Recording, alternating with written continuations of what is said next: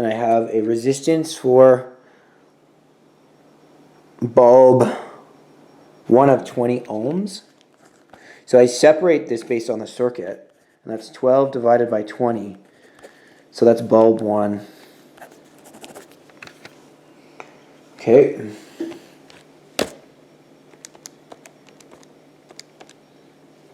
So that's going to be 0.60 amps is my current. For bulb 2, I have a resistance of 40 ohms. Okay. V equals I times R. So my voltage again is going to be 12 volts. That's how much is available. My resistance is 40 ohms, so 12 divided by 40 equals I. Right, so 12 divided by 40. So I have 0.3 amps running through bulb 2. Okay.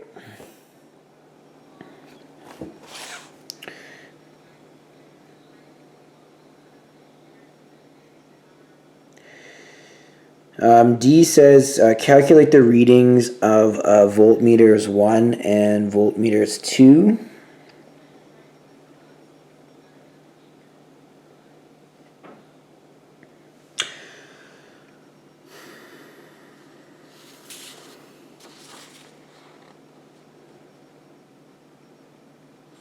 So if you go back here, right, so the voltage increases in a series circuit with more bulbs.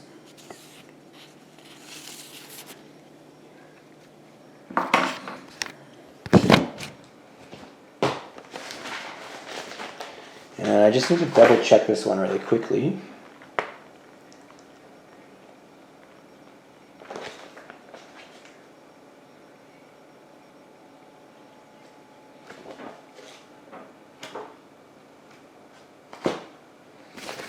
Okay, so remember that there's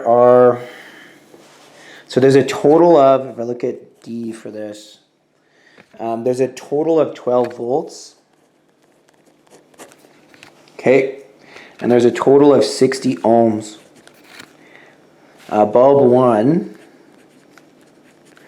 has 20 ohms of that, and bulb 2 has 40 ohms of that. Okay, so bulb 1 is taking, taking 1/3 of the voltage. So the voltage for bulb 1 will be 4 volts, and the voltage for bulb 2 will be 8 volts, because it has 2/3 of the voltage. Okay, so there's only that much available spread between those two. Okay. Now E asks, what happens if one of the bulbs burns out? If one of them burns out, then the whole circuit falls apart. Okay, so all the bulbs go, because there's only one pathway for flow.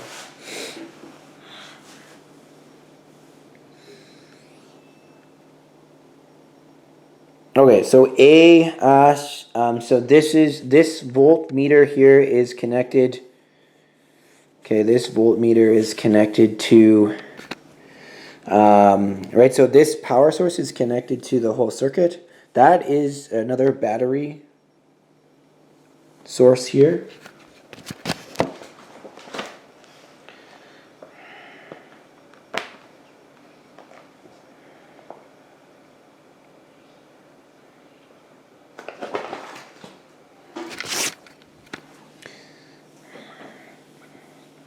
Okay, so voltage, remember in a parallel circuit, voltage stays the same. It's not the sum of all the voltages. So the amount that is available, so the total voltage available to the circuit is 6 volts. Okay, it's not the sum of the voltages, it's how much voltage each cell can throw out, but this is also on a separate pathway.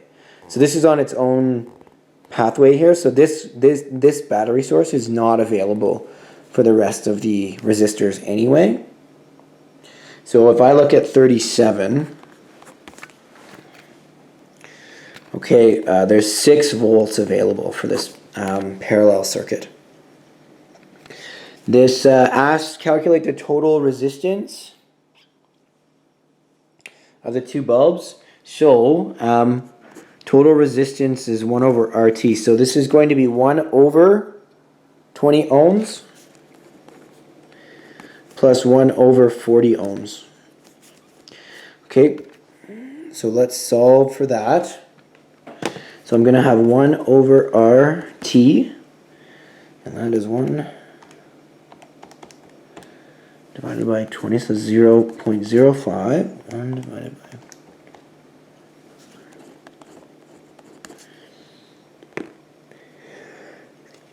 Excuse me.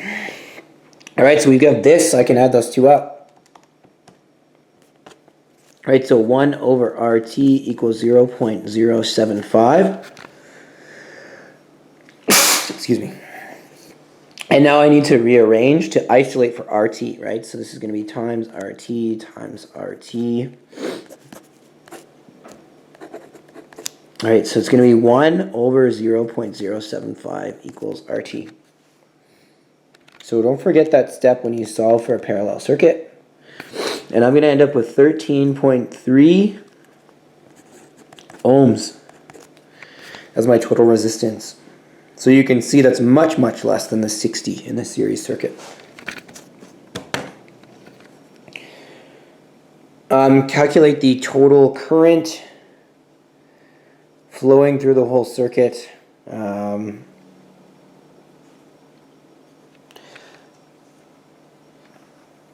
Okay, so we need to do that. So remember, current increases with more bulbs and more pathways. So what I need to do is solve for current of these two and then add them up. All right, so if I look at, so this is C. Let's calculate the total current flowing through the whole circuit. So what I need to do is V equals I times R for bulb 1. And then V equals I times R for bulb 2. Okay, so bulb 1 is going to be 6 volts. And the resistance, as we calculated, for bulb 1 was 0.05. And that will equal current. And then for bulb 2, it's 6 volts divided by 0.025, and that equals current.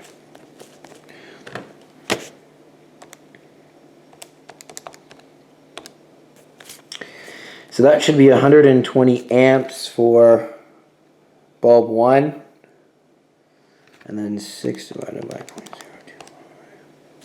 That should be 240 amps for bulb 2.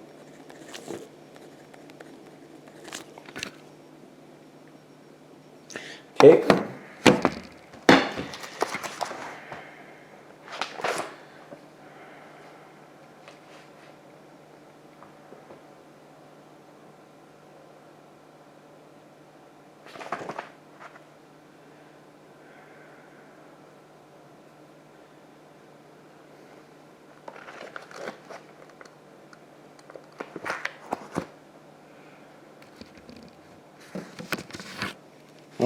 Sorry. I need to do this again. So the resistance is 20 ohms for bulb 1, and the resistance for bulb 2. So it's 6 divided by 20.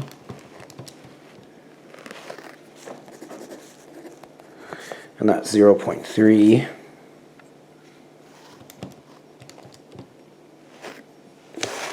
And this is 0.15 amps for bulb 2. Okay, because the resistance is 20 and 40.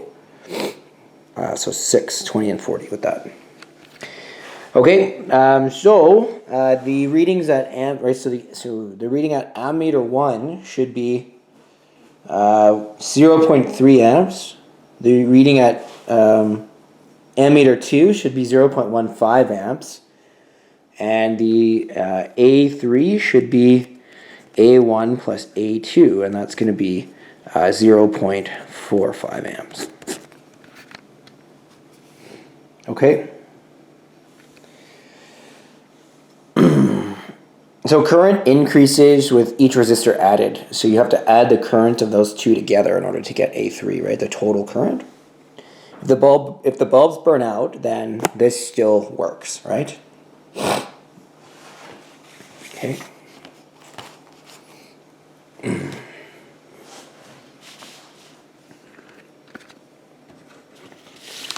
So,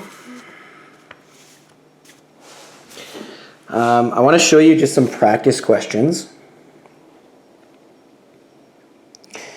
So here's one, number 9. So I have just a few questions that I'm going to walk you through. So what is the total resistance in a circuit containing 3 resistors in series? The values of these resistors are 9 ohms, 3 ohms, and 12 ohms. So remember that resistance in a series circuit is the sum of all resistors. So this is going to be RT equals R1 plus R2 plus R3. So it'll be 9 plus 3 plus 12. So my total will be 24 ohms.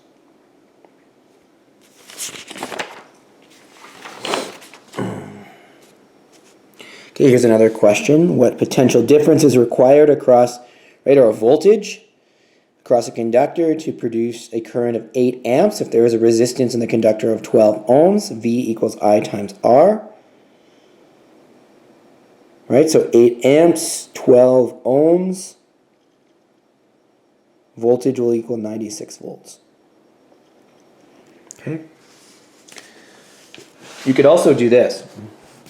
Okay, the total resistance in a circuit containing 3 resistors in series is 12 ohms. So that's RT. If the two values of 2 of these resistors are 6 ohms and 4 ohms, what is the value of the third resistor? So I can rearrange the equation to solve for each individual resistor as well, right?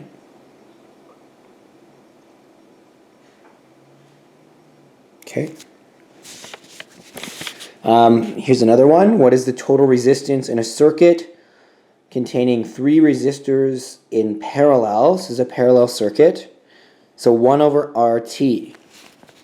So that's my equation. And then these are my values. Okay, and then remember, so I can add these up and then solve for RT by rearranging the equation. I should have 1.1 ohms.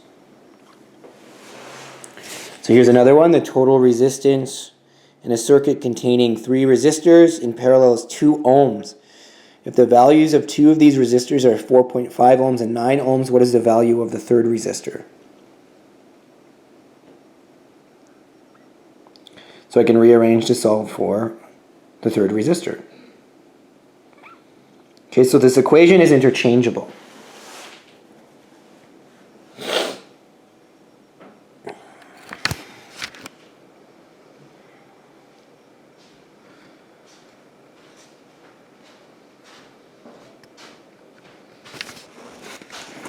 Okay, I can also take circuits, right, series circuit, and I can apply V equals I times R to them.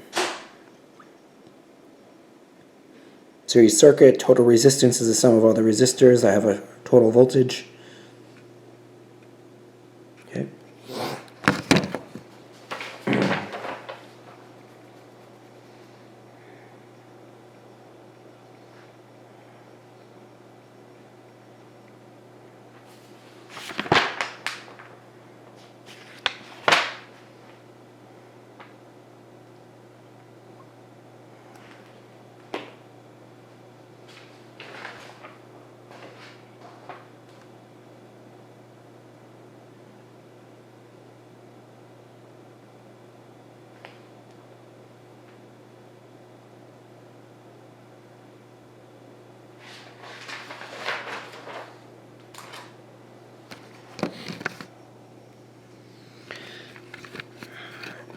Okay, so here's another question.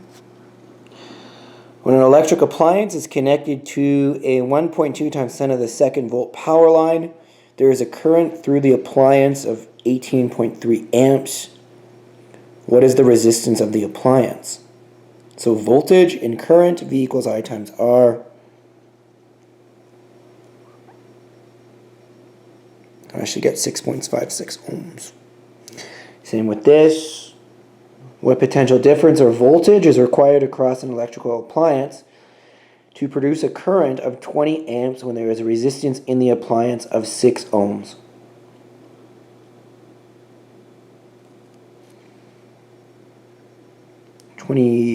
amperes for current and resistance is 6 ohms. So V equals I times R, 20 times 6 is 120 volts.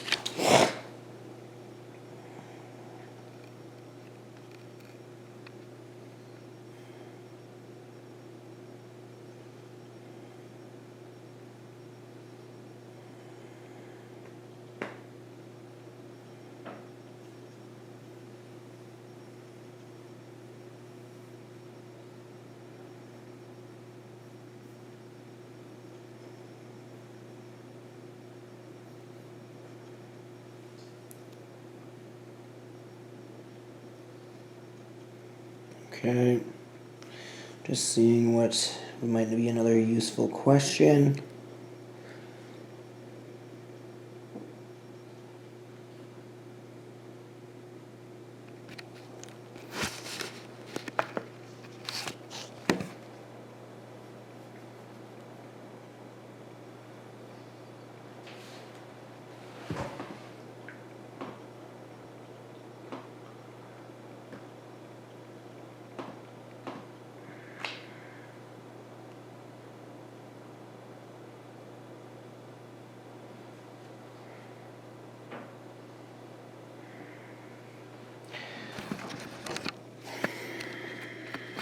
Okay, so here's another question that we can look at. Looking at Coulomb's number. So here's one: a current of 3.60 amps flows for 15.3 seconds through a conductor. Calculate the number of electrons that pass through a point in the conductor in this time. Okay, so let's look at this.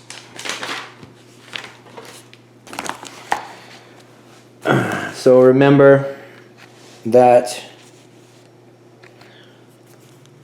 I equals Q over T. Okay.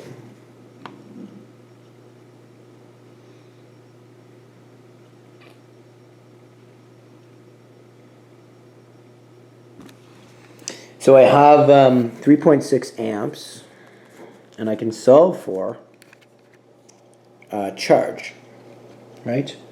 So that's going to be times 15.3 seconds. So Q equals I times T. And Q equals 3.60 times 15.3. Right? And then this is 3.6 times 15.3.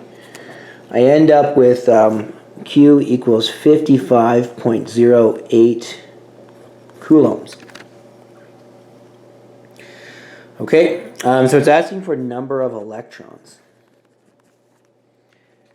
Okay, so remember that a coulomb, 1 coulomb equals 6.25 times 10 to the 18th electrons. So what I can do once I've used the current, determine how many electrons travel to a set point over time, I can use this. So I have 55.08 coulombs times,